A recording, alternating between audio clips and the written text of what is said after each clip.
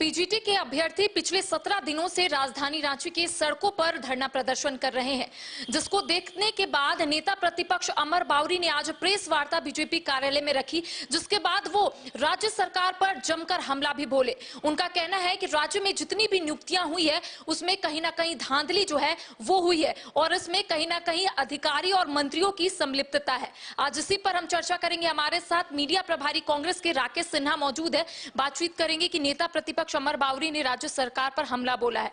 उनका कहना है कि जितनी भी नियुक्तियां हुई है राज्य में उसमें कहीं ना कहीं धांधली हुई है। उन्होंने पीजीटी को कोट भी किया है कि पीजीटी के परिणाम में जो धांधली हुई है उसे राज्य सरकार को देखने की जरूरत है।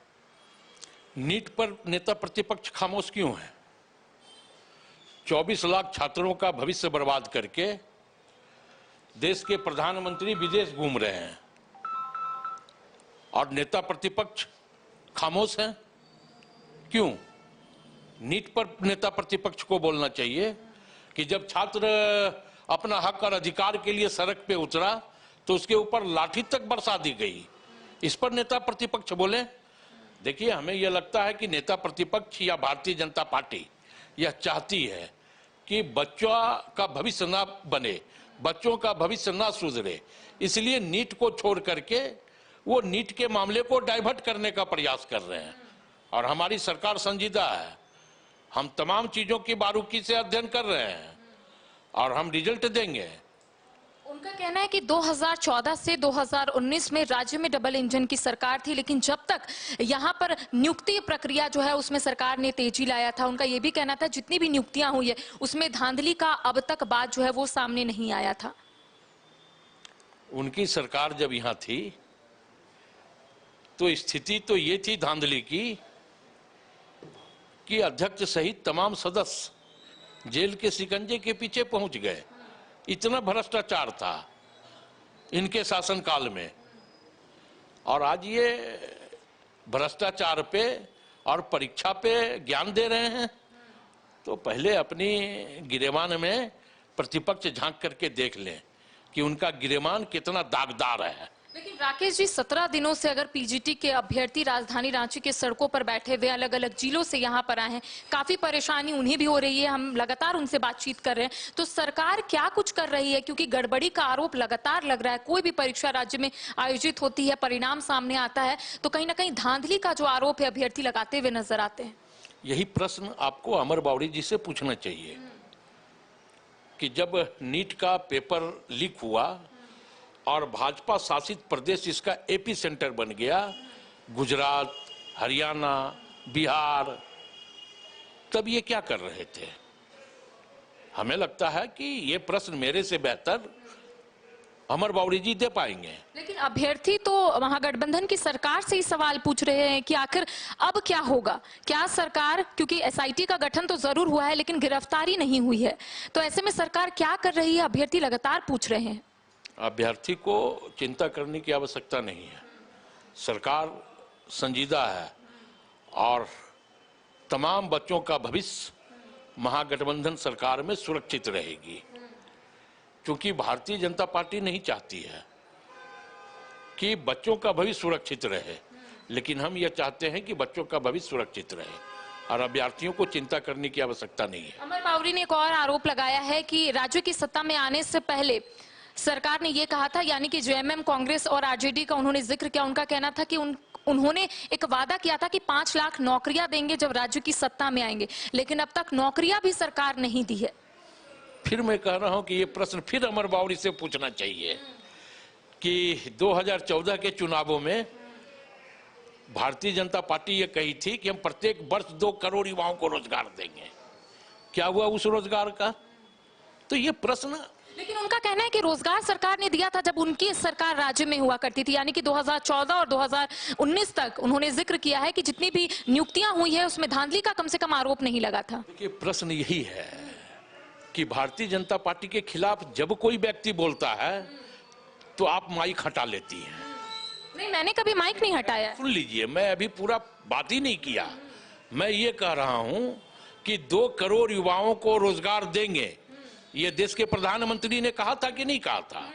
तो ये प्रश्न अमर बावरी से क्यों नहीं पूछ रही हैं कि अगर 2 करोड़ प्रत्येक वर्ष युवाओं को रोजगार देने का वादा अगर 10 सालों में अगर वो पूरा कर दिए रहते तो मतलब 20 करोड़ युवा नौकरी में होते। तो कहां गया वो 20 करोड़ युवा का नौकरी? 5 लाख की नौकरी उनको याद है। और अगर वो अपने शासनकाल की बात कर रहे हैं तो अरबों रुपया लगा करके इस राज्य में नौकरी बांट करके हाथी उड़ाए थे रघुवर दास जी। फलाफल क्या है? आप तो संजीदा पत्रकार हैं, गंभीर पत्रकार हैं आप। रिजल्ट देख लीजिए, 5,000 7,000 रुपए की नौकरी महाराष्ट्र और हैदराबाद। लेकिन हम तो झारखंड की बात करेंगे ना कि झारखंड के अभ्यर्थी परेशान है। तो रघुवर दास जी ने कहा महाराष्ट्र के लोगों को नौकरी दिया था क्या हाथी उड़ा करके? झारखंड के ही युवाओं को नौकरी देने का काम किया था ना, 5,000 रुपए की, 10,000 रुपए की। और उसका फलाफल क्या आया कि सारे युवा वापस आ गए। तो ये बात जाके अमर बावरी से पूछिए। मैं इसलिए कह रहा हूं कि आप संजीदा पत्रकार हैं, आपको पूछनी चाहिए ये बात अमर बावरी से। तो चंपई सोरेन ने कई अभ्यर्थियों के बीच नियुक्ति पत्र बांटने का काम किया था, लेकिन कई ऐसे अभ्यर्थी हैं जिनकी पोस्टिंग नहीं हो पाई है, ज्वाइनिंग नहीं हो पाई है। उसके लिए क्या सरकार सोच रही है? क्योंकि चंपई सोरेन ने हाल ही के दिनों में कहा कि 40,000 नियुक्तियां होंगी, तो जो पहले से पेंडिंग वर्क है उसे कब सरकार पूरा करेगी? सिर्फ 4 महीने का वक्त है। धैर्य रखिए, 4 महीने में आपको नया झारखंड देखने को मिलेगा। हाँ, जहां युवा भी खुश होंगे, किसान भी खुश होंगे, महिला भी खुश होंगे और पत्रकार भी खुश होंगे। तमाम लोग खुशी जाहिर करेंगे। सरकार ने रोड मैप तैयार कर रखा है। पूरी तरह सरकार ने रोड मैप तैयार करके रखा है। कांग्रेस की बैठक दिल्ली में आयोजित होने वाली है और हो भी रही है लगातार, दिल्ली में हम देख पा रहे हैं। तो क्या विधानसभा चुनाव को लेकर रणनीति पर चर्चा हो रही है या फिर विधायक दल के नेता के साथ साथ कांग्रेस कोटे के चौथे मंत्री को भी लेकर चर्चाएं हो रही है? मुझे ये लगता है कि विधानसभा का चुनाव हमारे लिए महत्वपूर्ण है और विधानसभा चुनाव के लिए हम एक विधानसभा सीटों पे अपनी मुकम्मल तैयारी कर रहे हैं और प्रदेश कांग्रेस इसके लिए पूर्व से ही तैयारी में जुटी हुई है। तमाम विधानसभा की प्रभारियों की नियुक्ति भी पूर्व में कर दी गई है। तमाम विधानसभा के प्रभारी अपने कार्य क्षेत्र में जाकर के वहां मुकम्मल तैयारी में जुट गए हैं। कितनी सीटों पर इस बार कांग्रेस चुनाव लड़ेगी? क्योंकि 2019 का हम लोग देखें तो 31 सीटों पर कांग्रेस ने चुनाव लड़ा था। इस बार क्या थोड़ा घटेगा या बढ़ेगा?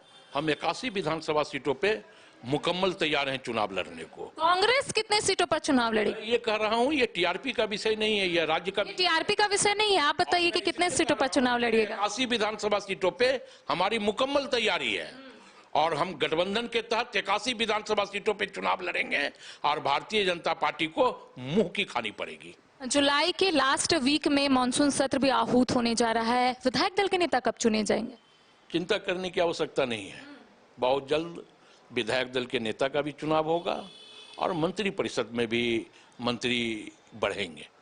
देखिए, पिछले 17 दिनों से पीजीटी के अभ्यर्थी राजधानी रांची के सड़कों पर धरना प्रदर्शन कर रहे हैं। आज नेता प्रतिपक्ष अमर बावरी ने भी कई आरोप लगाए हैं। उनका कहना है कि जो सपना दिखाकर राज्य की सत्ता में आई महागठबंधन की सरकार विपरीत काम कर रही है। तो आपने सुना कि राकेश सिन्हा का स्पष्ट रूप से कहना है कि सरकार प्रतिबद्ध है, आने वाले समय में ज्यादा से ज्यादा नौकरियां जो है यहाँ के युवाओं को मिलेगी। इसके साथ ही आपने सुना होगा कि चंपई सोरेन ने स्पष्ट रूप से ये कहा था कि 40,000 नियुक्तियां जो है सरकार करने वाली है 4 महीनों के भीतर। अब देखने वाली बात होगी कि आखिर झारखंड के अभ्यर्थी जो लगातार आंदोलन कर रहे हैं, अपनी समस्या को लेकर लगातार मंत्री और विधायकों से मुलाकात कर रहे हैं, आखिर उनकी समस्या का निदान कब तक होता है? तमाम अपडेट हम अपने दर्शकों को देंगे। फिलहाल कैमरा सहयोगी राज बल्लभ के साथ करिश्मा सिन्हा, न्यूज़ 22 रांची।